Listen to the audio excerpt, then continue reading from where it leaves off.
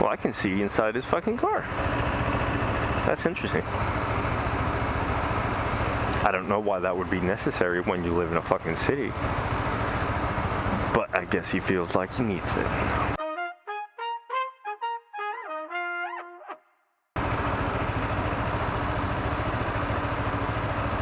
Well, I've lived on 2 different places. I don't know if this is probably true throughout the entirety of America.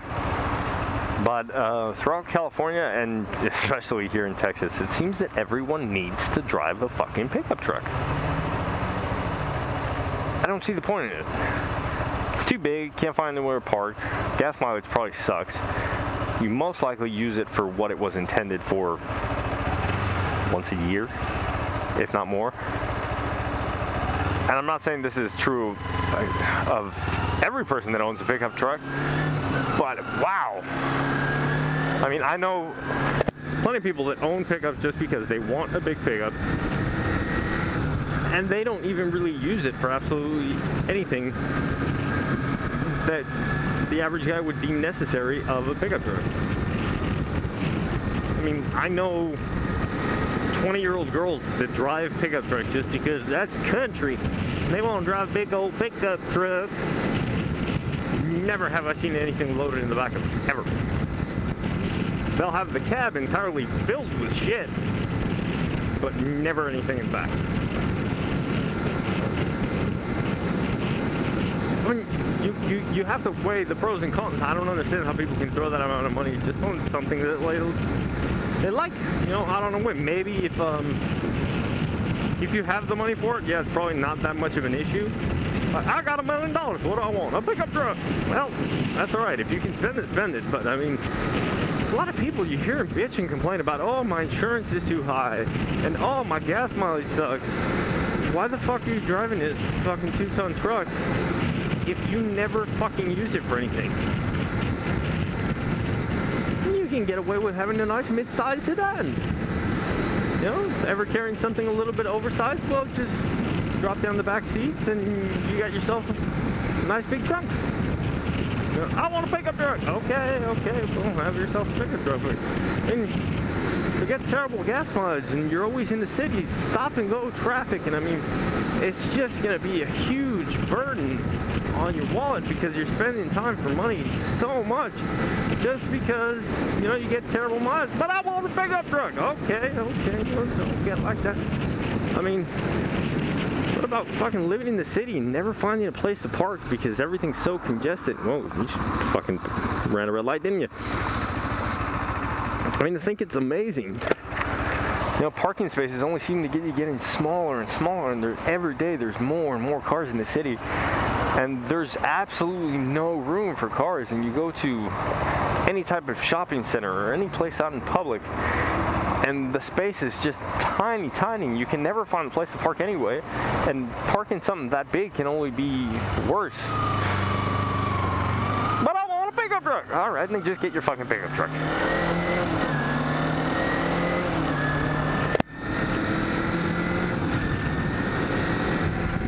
Never mind logic.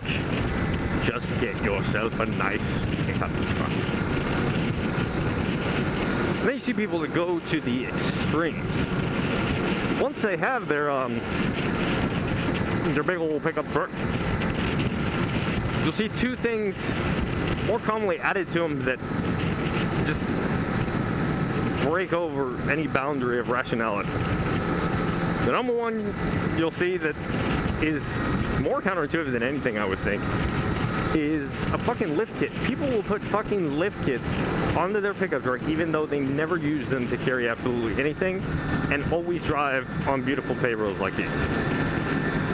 Fucking raise it 8-12 inches, I don't know, whatever it is, just because of how it looks. Like, well, shit, that's not necessary. I mean, you're spending more money, you're making your ride more uncomfortable, you're making it a little bit more dangerous, less stable, but I want a big old pickup truck. Okay, well, then just fucking get it. And the other one that I fucking see all the time is when they put, what do they call them, bushwhackers on them, whatever the fuck they are.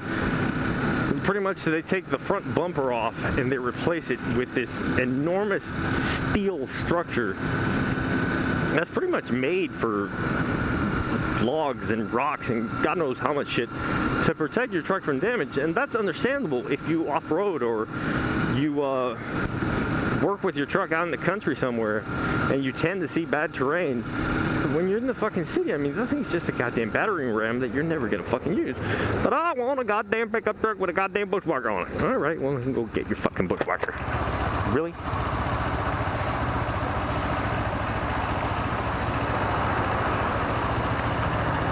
I will never understand.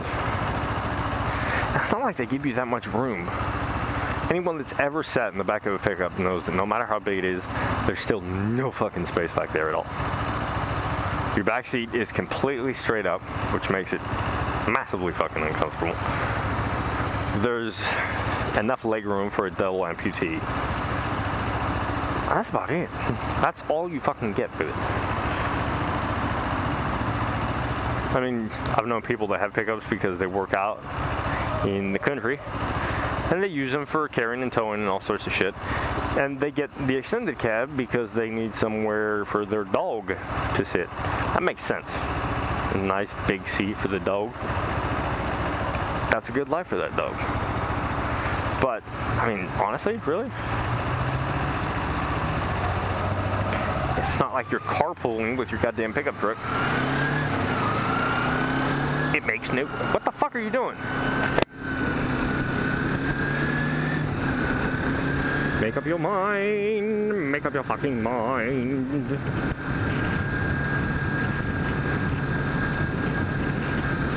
It's weird. I'll never understand it.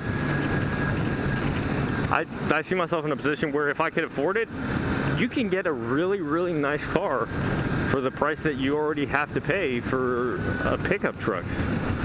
I mean, it's ridiculously expensive because they're huge. And yeah, you're spilling out a whole bunch of extra money just so you can get something that big with an engine in it big enough to haul all that extra pickup truck around. And there's absolutely no need for it. You could probably buy a really, really nice car. I'm going to check that. For the price of a middle of the range pickup, what kind of nice little four-door sedan could you get? I'm thinking something damn nice. But I want a pickup truck! Okay, well, you know, some things just can't be argued. I've come to learn.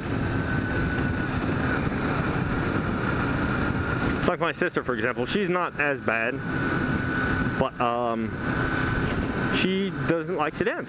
She feels that they're small, she feels that they're puny, she doesn't like them, and she instead wants drives and has always wanted an SUV. Now, SUVs do offer you a little bit extra trunk space, you know, they offer you a little bit better off-roading capabilities, but when you're in the city, what does that fucking matter? I mean, sometimes the trunk space on a sedan will even be bigger than that. But, you know, maybe she feels safer being up high, away from you mortals. I don't know. I don't understand. Probably, I mean, I don't think there's that much of a price variance with that one. They're pretty much the type of sedan you get and the type of SUV you would get would probably be along the same lines. But there's no way of knowing.